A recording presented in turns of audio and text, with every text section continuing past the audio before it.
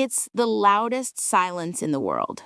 You're lying 6 inches away from the person you've shared a mortgage, children, and 30 years of memories with, but it feels like they're 600 miles away. You want to reach out. You crave that touch on your arm that says, I still see you. I still desire you. But your hand freezes. Because the only thing worse than the silence is the crushing weight of rejection if they pull away.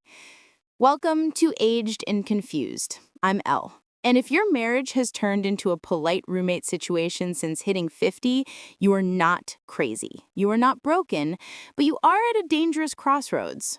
Today, we're talking about the hardest conversation in a long marriage: how to tell your spouse you need sex without breaking their heart or ending the marriage. We call it the roommate phase. The kids are gone, the careers are winding down, and suddenly, the distraction that kept the marriage running is gone. You look at each other and realize the spark isn't just dim, it's cold. If you feel alone in this, let me stop you right there. According to data published in the Journals of Gerontology, it is estimated that roughly 25 to 30% of married people over the age of 50 are in what experts define as a sexless marriage, usually defined as being intimate less than 10 times a year. That means millions of us are walking around feeling undesirable and untouched.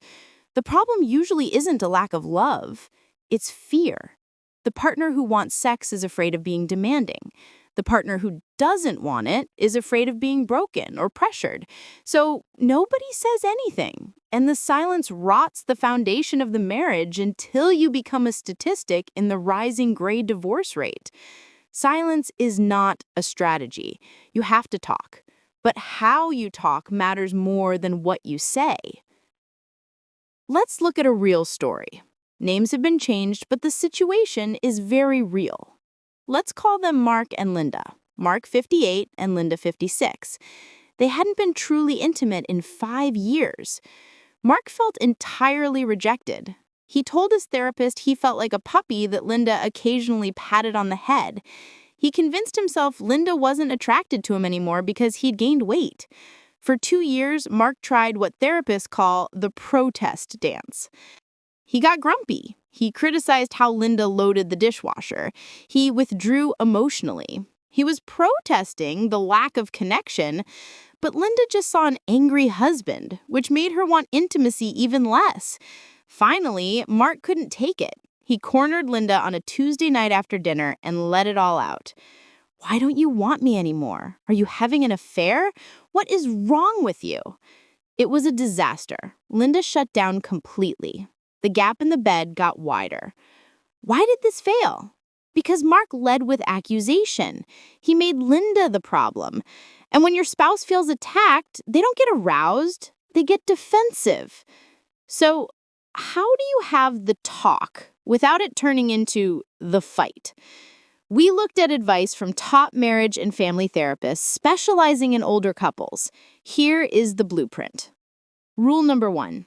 Never initiate this talk in the bedroom and never when you are already frustrated.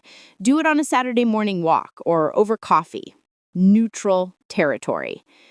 Rule number 2. Use the sandwich method. You sandwich the hard request between layers of appreciation. Here's a script you can actually use. Layer 1. Appreciation. Linda, I love the life we've built. You're my best friend, and I want to grow old with you. Because I love you so much, I miss us. I miss connecting with you physically. Lately, I've been feeling lonely and a bit insecure about our connection. I miss the intimacy that used to be such a good part of our life. Layer 2, reassurance. I am not blaming you, and I don't want you to do anything you don't want to do, but I want us to figure out a way back to each other. Together. Can we talk about what that might look like? Now, pause. This is where most videos would end, but we have to talk about what happens after you say the script, because usually the spouse who doesn't want sex will say something like, I just never feel like it. The urge is gone. And you might think, okay, it's over. Their engine is dead. But here's the science that could save your marriage. It's called responsive desire. Research from sex educator Emily Nagoski shows that about 15% of women and a small percentage of men have spontaneous desire, meaning they just get horny out of the blue. But the majority of people, especially women over 50, have responsive desire. This means they do not feel desire until after stimulation has started. They're not broken. Their engine just starts differently. Think of it like going to the gym. You never feel like going to the gym when you're sitting on the couch, but once you get there and start moving, your endorphins kick in and you're glad you went.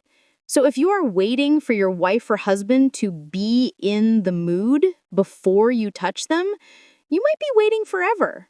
They need the touch to get in the mood. So how do you fix this without pressure? Therapists use a technique called sensate focus, but I like to call it the sex ban.